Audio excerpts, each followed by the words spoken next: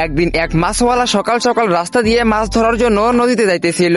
তখনই তার নজর পড়ে একটি অটোর দিকে। তার সামনে এসে অটোটা দাঁড়িয়ে পড়ে। তারপর সেই অটোর ভিতর থেকে অটোওয়ালা আর প্যাসেঞ্জার নেমে পড়ে। প্যাসেঞ্জার অনেক খুশি হয়ে তাকে অনেকগুলো টাকা দিয়ে দেয় এইখানে তাকে নিয়ে আসার জন্য। তারপর সেই অটোওয়ালা খুশি হয়ে সেইখান থেকে চলে যায়। তারপর সেই মাছওয়ালা বলতে লাগে, আরে সর্বনাশ, আমি প্রতিদিন মাছ ধরতে ধরতে ভোর হয়ে যাই, আর এই অটোওয়ালা একটা চক্কর দিতেই এতগুলো টাকা ইনকাম করে নিল।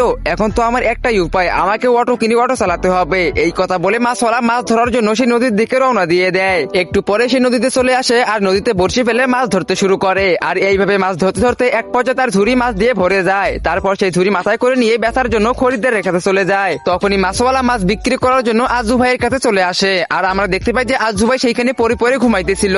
তখনই মাছওয়ালা তাকে জোরে জোরে ডাকতে শুরু করে। তখনই আজু ভাই ঘুম থেকে জেগে ওঠে আর চিৎকার করে বলে, আরে কে কে? তখনই সে মাছওয়ালাকে দেখতে পায় আর দেখতে পায় যে তার ঝুড়িতেও অনেক তাজা তাজা মাছ আছে। তখনই আজু ভাই অনেক বেশি খুশি হয়ে যায় আর মাছওয়ালাকে টাকা দিয়ে তার সব মাছ কিনে নেয়। তারপর মাছওয়ালা আজু ভাইয়ের কাছ থেকে টাকা নিয়ে অনেক বেশি খুশি হয়ে যায় আর সে ডিরেক্ট একটা অটো শোরুমে চলে যায় অটো কেনার জন্য।